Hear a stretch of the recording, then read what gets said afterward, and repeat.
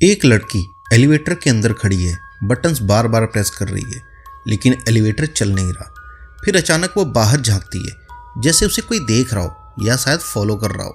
उसकी मूवमेंट्स बिल्कुल अजीब हैं, कभी पैनिक कभी हाइड करने की कोशिश करती है, और फिर वो किसी इनविजिबल इंसान से बात करने लगती है। ये कोई हॉरर मूवी का सीन नहीं है, ये रियल फुटेज है। और ये लड़की थी एलिसा लैम। 2013 में लॉस एंजलिस के एक इनफेमस होटल सिसिल होटल में एलिसा सडनली डिसअपीयर हो गई। कुछ दिन बाद एक ऐसी डिस्कवरी हुई जिसने पूरी दुनिया को शॉक कर दिया। लेकिन सबसे डिस्टर्बिंग चीज क्या थी? वो एलिवेटर का वीडियो, जो आज तक किसी को समझ नहीं आया। क्या एलिसा किसी से बच रही थी? क्या वो अकेली थी या फिर उस होटल में कुछ और भी था? और सबसे बड़ा सवाल, अगर वो अकेली थी तो फिर वो इतना डरी हुई क्यों थी? आज हम इस केस को सिर्फ फैक्ट से नहीं बल्कि साइकोलॉजी और हिडन डिटेल्स के थ्रू समझेंगे, और शायद एंड तक आपका पर्सपेक्टिव बिल्कुल चेंज हो जाएगा। एलिसा लैम एक नॉर्मल कॉलेज स्टूडेंट थी, या कम से कम बाहर से देखने पे ऐसा ही लगता था। वो कनाडा से थी, ब्रिटिश कोलंबिया यूनिवर्सिटी में पढ़ रही थी। सपने बहुत सिंपल थे, ट्रैवल करना, दुनिया देखना और शायद खुद को समझना। इसलिए उसने सोलो ट्रिप प्लान की थी, एक ऐसी जर्नी जहां इंसान सिर्फ नए नए शहर नहीं बल्कि अपने अंदर के इमोशंस को भी एक्सप्लोर करता है।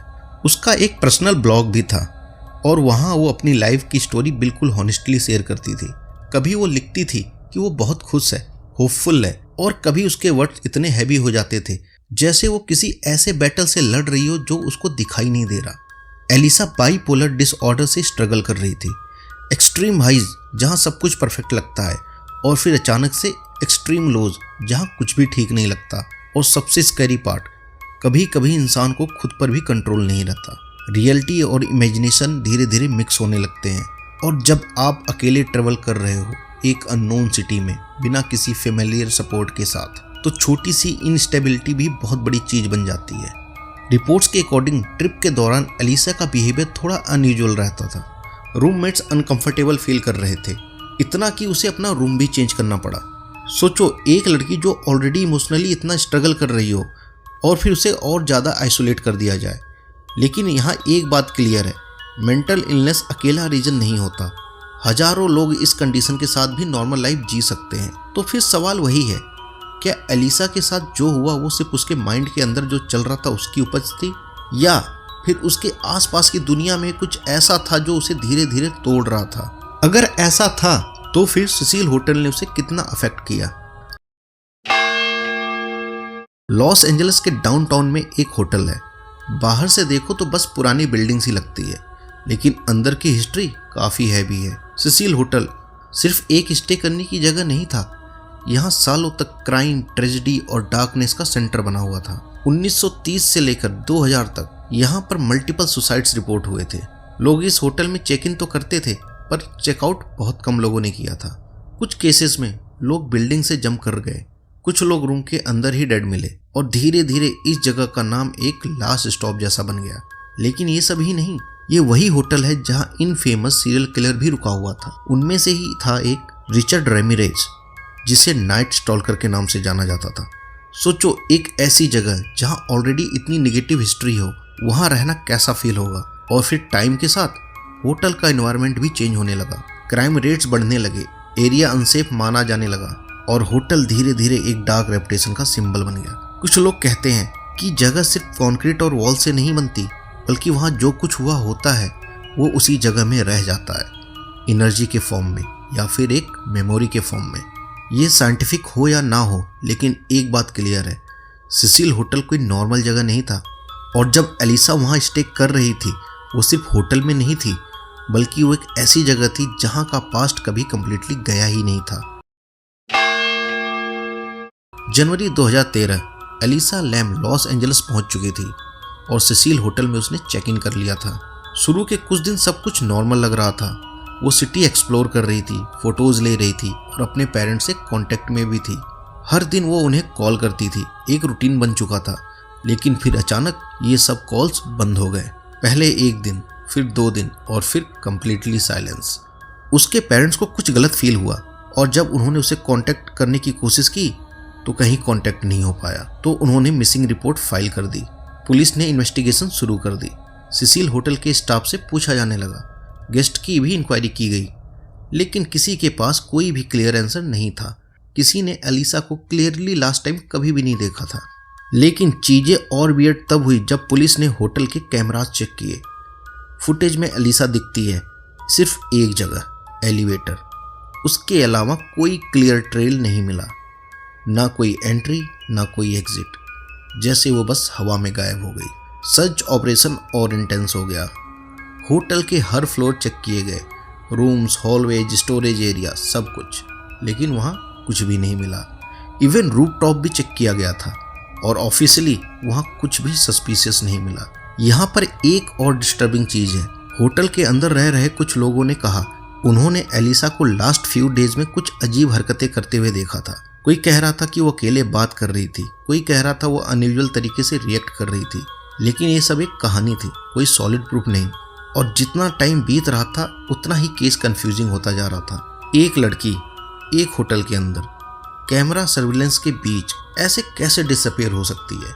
और सबसे बड़ा सवाल, अगर वो होटल के बाहर नहीं गई तो फिर गई कहाँ? इन्वेस्टिगेशन के कुछ दिन बाद पुलिस ने एक वीडियो रिलीज किया, सिसिल होटल के एलिवेटर का वही सीसीटीवी फुटेज, और यहीं से पूरी स्टोरी ने एक डिफरेंट डायरेक्शन ले ली।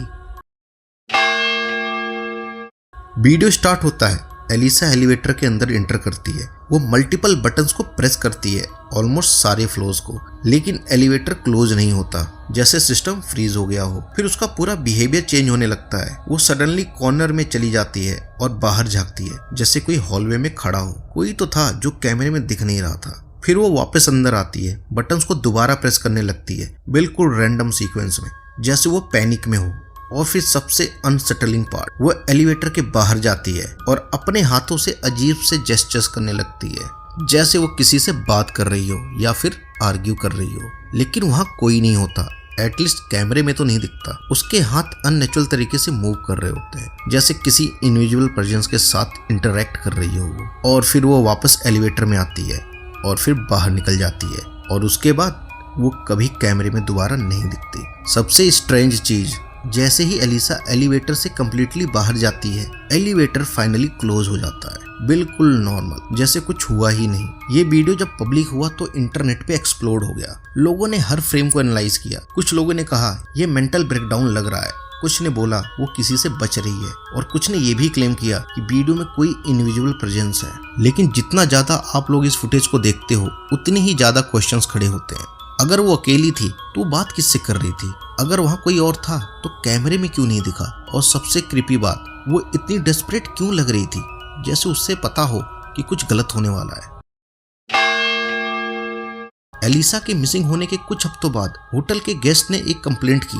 उन्होंने कहा कि रूम्स के अंदर का जो वाटर है वो बहुत अजीब टेस्ट कर रहा है। कभी प्रेशर लो हो जाता है तो कभी पानी का कलर डार्क हो जाता है। शुरू में स्टाफ ने इसे इग्नोर किया, लेकिन कंप्लेंट्स बढ़ गई। फाइनली मेंटेनेंस टीम को चेक करने के लिए भेजा गया। उन्होंने होटल के रूफ टॉप पे जाके वाटर टैंक्स को चेक किया, और फिर उन्होंने कुछ ऐसा देखा जो कोई इमेजिन भी नहीं कर सकता था। एक टैंक के अंदर एलिसा लैम की बॉडी थी। ये डिस्कवरी इतनी शॉकिंग थी कि होटल तुरंत इन्वेस्टिगेशन के अंदर आ गया। लेकिन यहाँ से क्वेश्चन और भी ज्यादा डेंजरस हो जाते हैं। रूफ टॉप का एक्सेस लॉक्ड था, सिर्फ स्टाफ के पास ही कीज होती थी, और वाटर टैंक्स के लिड्स वो बहुत हैवी थे, नॉर्मली क्लोज्ड रहते थे। तो फिर एलिसा वहाँ कैसे पहुंची?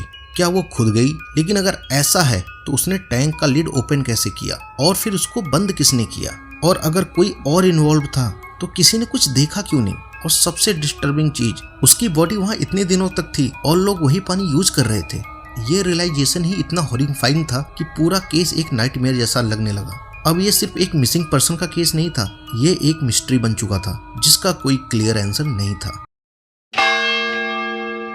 एलिसा लैम का केस ऑफिशियली क्लोज हो चुका है, लेकिन आंसर्स आज भी क्लियर नहीं है। अथॉरिटीज के अकॉर्डिंग ये एक एक्सीडेंटल ड्राउनिंग थी। उनका मानना था कि एलिसा अपने बाइपोलर एपिसोड के दौरान वहां रुक पर गई और समहाउ वो वाटर टैंक में गिर गई। ये एक्सप्लेनेशन लॉजिकल लग सकता है, लेकिन सब कुछ एक्सप्लेन नहीं करता। जैसे एलिवेटर के फुटेज में उसका बिहेवियर, लॉक्ड रूफटॉप का एक्सेस, जैसे टैंक का लीड बंद हो जाना। इस वजह से अल्टरनेट थ्योरीज भी सामने आई। कुछ लोग कहते हैं यह एक फाउल प्ले हो सकता है, कोई अननोन पर्सन जो कभी आइडेंटिफाई ही नहीं हुआ, और कुछ लोग इसे पैरानॉर्मल एंगल से देखते हैं। उनका मानना है सिसिल होटल की डार्क हिस्ट्री से पास्ट नहीं है, बल्कि वो आज भी वहाँ एग्जिस्ट करती है, एनर्जी के फॉर्म में या फिर कुछ और। लेकिन साइकोलॉजिकल पर्सपेक्टिव से देखा जाए तो एक चीज क्लियर है, ह्यूमन माइंड जब स्ट्रेस, आइसोलेशन और इंस्टेबिलिटी के मिक्स में आता है तो वो खुद ही अपना सबसे बड़ा एनिमी बन जाता है। और शायद एलिसा किसी और से नहीं बल्कि अपने माइंड से भाग रही थी।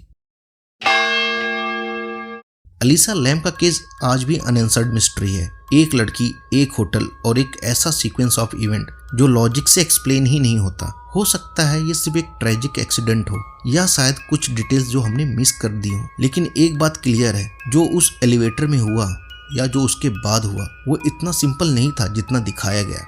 और शायद कुछ मिस्ट्रीज सॉल्व होने के लिए बनी ही नहीं होती। अगर आपको ऐसे रियल डिस्टर्बिंग केसेस पसंद है तो ये वीडियो लाइक करो और मेरे चैनल को सब्सक्राइब करो। Let me know in the comments आपके क्या थॉट्स हैं इस केस के ऊपर।